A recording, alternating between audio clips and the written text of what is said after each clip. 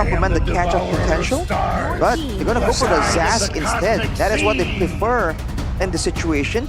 Geek Fam were unable to make it work, but Alter Ego feels like they have a chance at it. First phase already over now. Going towards the second, there's still a lot of flexibility from both teams, so the banning phase is gonna be very interesting. Coach Aldo, though, they definitely can ban the mid laners at this point, as they already secured their own mid laner as well for a Roundel. One of the highlighted players of the first game or second game. After that, Lord Steel prolonging Alter Ego's life, and right away Aurora ban. This is interesting. Yeah. I like this Aurora ban coming down again. I mean, Geek Fam did it as well when they picked up the Zas. They banned out the Aurora. It seems to be a pretty good answer towards the Zas, especially considering for Geek Fam, they're gonna have a disgusting combo if they got that Aurora, right? It's an Arlet into the Aurora, and then the Kufra comes in. It's a multi-layered CC combination. Yeah, and I think you also have a very easy time clearing away the Nightmare spawn with the Aurora as well, and you kind of do all your jobs without actually having to move forward. You can put your spells out and get out. We have a statement there by Rek, though, that they've done their best all this time, and the results will speak for themselves, and they'll definitely be great this season. This is two mages, man, that we rarely see in MPL Indonesia season 14 so far, especially that Faramis kind of losing his edge, but with a boy on the mid laner still can be utilized. And on the other end, even though in the first game Nino weren't able to use that one quite freely and actually get banned, might be more of a composition ban here for Coach Blovsy. Now what's going to be the plan here? Coach Aldo still hasn't picked that gold laner if they want to secure that one. Interesting, with all the frontliners banned away by Geek right now, I guess they just really want that combo, right? And for Alter Ego, they're assuming there's gonna be a big dive in composition. They ban away the Faramis as well. Signature hero for the side of Geek Fam. Now with the Tigreal, again they have a combo, but now I feel like Alter Ego are the ones lacking in damage output. Unless they get some really ideal combos right here, like the members of Geek Fam can survive it. This is a good old Mobile Legends here. Two setter tanks duking it out with each other. Kufra and Tigreal. This matchup, not really usual matchup we see on the roaming. It's gonna be Lilia to play around some of the heroes from Alter Ego and Julian as well. So it's going to be Julian on Vincent. Vincent or Julian. Sorry, on Vincent. Wow. Well, maybe he's good enough to be called that. But Roger on Chidera. Is that a good pick for Chidera? Is it a signature? I don't think it's a signature, but I think he can definitely perform on it because he does have that killer instinct. We've seen him dive in deep with Marksman just to secure the kills when he feels like it is worth it. I feel like it's great. There's great outplay potential there as well. You know, for the longest time, Chidera was this one marksman that kind of does crazy things, crazy outplays, brings crazy heroes to the gold lane as well, like the Valentina back then. So I feel like the extra outplay potential can be great for Chidera. Yep, for sure. Let's see though. The two drafts once again has been cooked up by Coach Aldo and also Coach Blovsy. Who's gonna win their first match of the season between these two teams? Looking for the first win. Alter Ego looking to revamp with their newfound lineup. Two debutants in Roundel and Owen. And also some familiar faces on the coaching staff as well. Rex. Meanwhile though, on the other end, Vincent is looking to show highs. Who's the boss? Looking at the counter index, Arashi, anything that stands out here? Oh, never mind. Well, it's gone too fast, but finally, Sherpin, the long-awaited conclusion to this final match of the day. Yep, Alter Ego versus a Geek Fam. It's game number 3, the decider of the last match of day number 2 of MPL Indonesia Season 4. Here we go. I've got the teen. Season 14, right? But hey, did I? Yeah, you did. But it's okay. For Geek Fam, I think they definitely don't forget the fundamentals of the game, right? Despite, Juicin being obviously the most prio pick together with Zaz, they went for the Lilia because they wanted to actually get more mid-prio instead of just forcing themselves on a meta pick. And you can already see that mid-prio playing a big role in the early game. Ooh. Game 1, mid-prio for Geek Fam, they won the game. Game 2, mid-prio for Alter Ego, they won the game. And now, it seems it's back on Geek Fam's side with the Lilia. Look at that, Arashi. That micro display from Rondo. He actually, you know, went far enough for the spawn to disappear so that the opponent didn't really get that XP. Meanwhile, though, Beloyski might be in trouble here. No second skill just yet. He's always in trouble, but it's okay. It's Beloy. That's the quad shadow in. That's first blood over to Nile.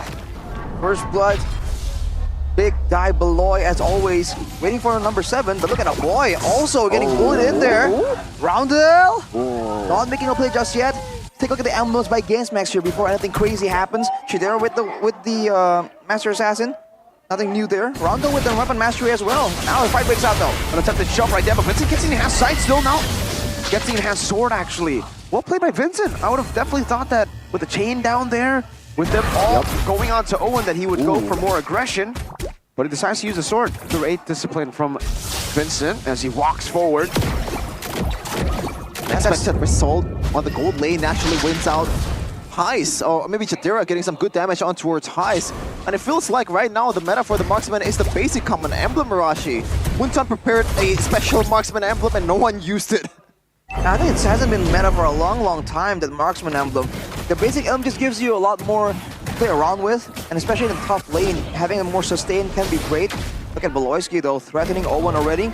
Neither of them level 5, level 4 just yet with an ultimate, but with a boy being on the Lilia, you gotta be careful, man. There's gonna be a lot of poke damage available for Geek fan. Oh, Purify, a boy. A preemptive one. Nino, I'm offended onto the turtle. Great final slash now. Alter Ego still able to dash. And disengage. Good knock up there. And Owen is going to be taken down. Beloyski with a bouncing ball, just bouncing on his head as he's unconscious. Gone for the vengeance, pushing Roundel back. Nile and Vincent with a retreat battle here. Let's see who wins it. Nile! In the shadow kill, that's the change you need with the Hayabusa. Oh no! The dash gets cancelled. Nino very low. Gobs again with the final slash.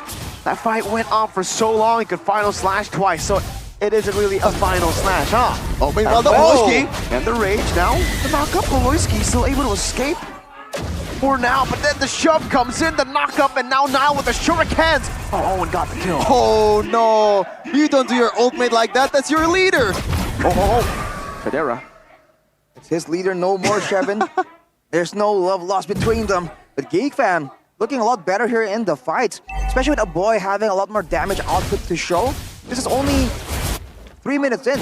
With a couple more items here, this Lilia is going to be outputting an absurd amount of damage in AoE fashion. And look at how Alter Ego is positioning. Like earlier, those angry glooms are going to be doing a lot of damage, and Alter Ego need to be aware of that.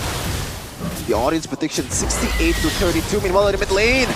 Again, this time it's going to be a boy. Has the black shoes. All good, man. Wow, he didn't even use the Purify. He has no Purify and he gets away from that one? Did he use a Tough Wit or something? Not sure, we'll have to see here. Bottom lane, Tarjben connecting. High still has a Purify, but it's Heis not to use it. Lycan Pounce used up already. Heis, the patience on the man to not use Purify. It really seemed like Chidera was kind of late to the follow-up right there, honestly. He kind of waited for the whole Tyrant's Rage, Tyrant's Revenge combo to come out before even committing towards Heis. But look at Nino! One thing's for sure, the follow-up was definitely not laid up top. Ooh, first item for Nile is, I believe, Sky Piercer. So this is probably the only instance that we've seen an assassin using that Sky Piercer to snowball in the early game. Usually we saw something along the lines of Counter-Strike or maybe some Heptasis on this hero, but not this guy. He wants to go aggressive. Ooh, Geek fan has to be careful here walking around. They can't let Vincent be the main front guy. He's a guy who can be adjustive in how he wants to approach. But look at the top side again. A full gang onto Nino. Oh, I'm offended. And Adora Wolfking earlier still able to survive, getting a trade 1-for-1. And because of that, now they're all stuck between the turrets. Give the shadow kill to take them away. Vincent stunned up by the Diamonders to set an outplay from Alter Ego. Reacting to the plays and then taking it down. Bit of disrespect towards Nino, I gotta say. Not respecting the outplay potential, but a boy, Heis still gets away. Oh man, playing with the limit, some of the players here. Now going on the turtle though, Alter Ego will get a bit of an advantage. But they are losing 2 turrets in the process here in order to make that happen.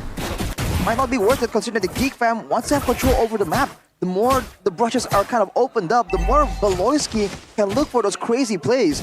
Diving onto the Ruby though in this early game hasn't really paid off for the side of Geek fam. Want to be a bit more careful about that, especially with the War Axe already completed on the side of Nino.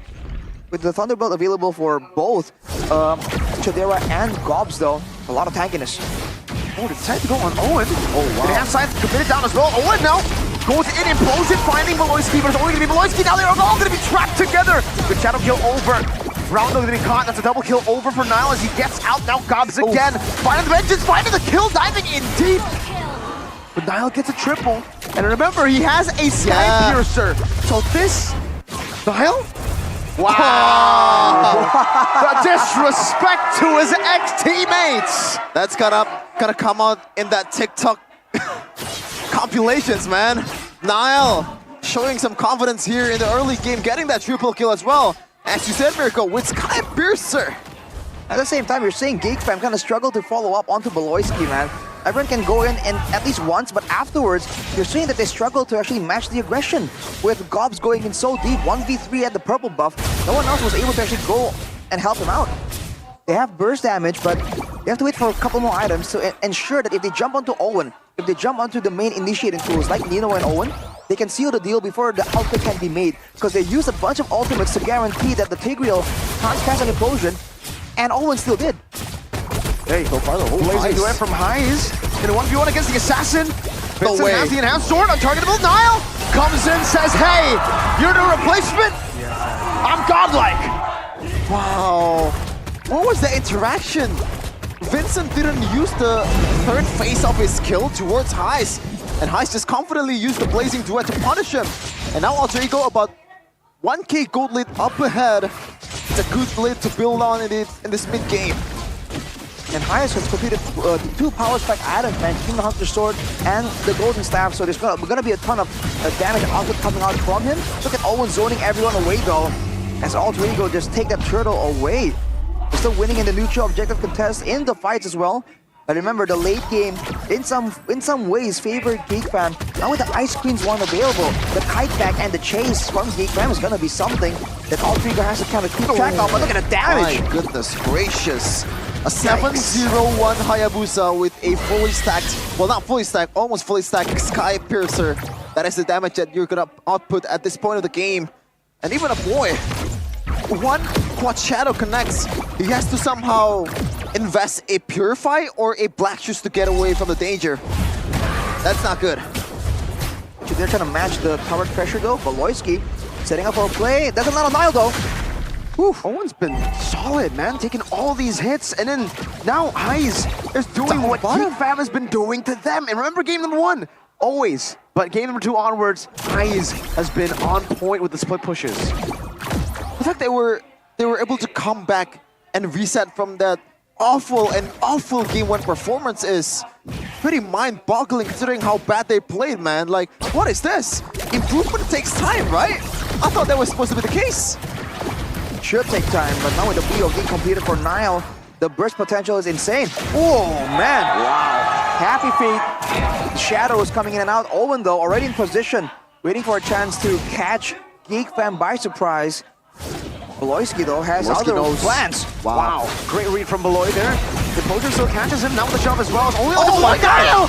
What? He just got rid of a boy in the back line, and now it's a shadow kill to the back to Dara! So with the lightning pounce, great shutdown! Now Highs the blazing duet, Beloyski finding the Terror's Revenge. But will be taken down in the end. That's a massive shutdown, by the way. Yeah. That he kind of taken from Nile. I mean, look at the gold Arashi. They're right now, it's favoring towards Geek Fam. There was like 1k before. Grob's getting jumped on as well, but won't be. Oh, what? Massive final slash. Highs gonna be displaced right now. Shadera looks for the like and bounce onto Highs. Scratches over to the purple buff, goes back to human form, and now shoots him down. Gobs wants his vengeance, picks up the kill for himself. Wow, man, Geek Fam immediately trying to strike back. The Lord is up as well, and I believe the bottom lane is pushing towards Alter Ego. They have all the time in the world to set up for this. Highest won't be up for 14 more seconds in a full blown-out fight. Alter Ego are gonna be outmatched when it comes to damage output, unless, of course, Nile can make the miracle play. Level 14 up against level 12. Oh, Gobs, final splash, trying to go for the assassination onto the back line right now with a boy. Has to use the Black Shoes. That's a massive implosion. The shadow kill there. Great read from Beloy. Times the Tyrant's Rage right as Nile gets out of the shadow kill. and he almost gets the fadeaway too. But Niall's able to escape. No way. No way, Niall. There's absolutely no way you're that ambitious. Okay. And yes, he doesn't decide to go for it. That's a preload over to Geek Fam. I would have dropped my pants if Niall goes for that and actually stole that. But yeah, good decision. Yeah, good decision from Niall just now. Now 9-1-1. Still very much Emergency? have to lead. Yeah. 9-1-1 for Alter Ego as well. The fact that he lost a couple of stacks when he got taken out right there. That's how the Sky Piercer works, I believe. Sell it at this point, sell it. Now with the bottom lane. Boom, free turret as well. It's been building up since before the Lord fight. Now finally Geek Fam has some tempo. They have the Lord to distract Alter Ego. This is where Big Brain Baloyski usually strikes. Speaking of Sky Piercers though, Chardera has one of his own. He's trying to make sure that he can seal the deal before there's any kind of counter engage. Look at the play here. Send the Lord to split push. Control the top side. Ooh, Thunder Belt as well for a Kufra, so he's still stacking up. Not only the usual item that you see in the previous patches. You normally want to go for something along the lines of Anti-Karash or maybe some Dominance Ice before that, but Thunder Belt versus item Arashi, that is very interesting for a Kufra. Technically, you can kind of proc the Thunderbolt with the passive, the long-range hit. It kind of makes sense. Gives you a bit of extra damage to play around with. It kind of messes with your tankiness levels though. So you gotta be a bit more careful with how you want to be frontlining. But I think the idea here is for Gobs to be that main frontline. For Baloyski to be the one just hiding in the shadows. And he can just keep proccing the Thunderbolt and ideally get enough value out of it to use it as a tank item. And maybe slow someone down from far away when they're on the way back. This is what I like about Baloyski, man. The push management is immaculate. He always, you know, try to predict all the possibilities and present himself in the worst case scenario. So he has to check every push available, especially if he knows that Owen is not inside, because that is the huge threat that Geek Fam is trying to get away from. He's been doing a great job, both of these roamers. Owen responding from the veteran Baloyski. Look at the items, by the way. Chudela already have full inventory slot with the Great Dragon Spear as well. Actually building up towards one more item. Whereas for Heis, he has not finished the Wind of Nature. I don't know if he's going to go for it. He went for the Malefic Roar instead, so he's just really concerned about damage output, trying to compensate for the lack of damage that Niall now does due to getting taken out at one time. Yeah, that final item should be the winner crown, right? He already has the Thunderbelt. I don't think he's going to go Sky Piercer this late in the game. Unless Chad Era strikes back, finds the Sky Piercer anyways. I think he has one, dude. Oh, he has built one Sky Piercer already. Oh, so okay, it has to be the winner, the Winter Crown. A boy, great steal with the blooms there, the glooms, as usual. A boy, this time a man in the late game. He has a double one combo done with the Ice Cream Swan, with the glowing one as well, and the Enchanted Talisman. So last item here, I'm thinking he might really itemize defensively and go for some kind of physical defense, like a brute force maybe. We'll have to wait and see though, because the Zilli control, look at that boy's damage. Oh man, catching them in this choke point. Nino as well. Oh, Malloy! Balance revenge now gets caught, but I'm offended. Niall trying to go into the back line. Now, knocked him at a bouncing ball. Great read, Malloy trying to go for the flicker play as well. Nino still in the middle of it all. Now the blazing duet from Heis. There's so much damage. Shifter unable to go for Nino. Gets slayed in the back, and now it's just Vincent and Malloy. Vincent chasing Nino down, looking for the play. Nino still able to survive, outplaying Vincent and bringing him back for Niall to assassinate, to execute. Alter Ego recover from a shaky mid-game. The Death Timers, can they do it? Can they actually do it? 5 people. I think they can. Yeah. The minions are gonna come out, and this might be it. Alter Ego. The fastest game of Season 14, Game 1. Alter Ego lost in 11 minutes. It was a fluke, they say, as Niall demolishes his ex-team. Alter Ego, doubted, ridiculed after game number 1. But they've come back. Trust the process, and we will be great. They have taken out Geek Fam. They have beat Geek Fam at their own game, in the Lord Dance, in the macro game, in the micro aggression team fights. Is this the new Alter Ego we can expect to show up? What a way to recover. Alter Ego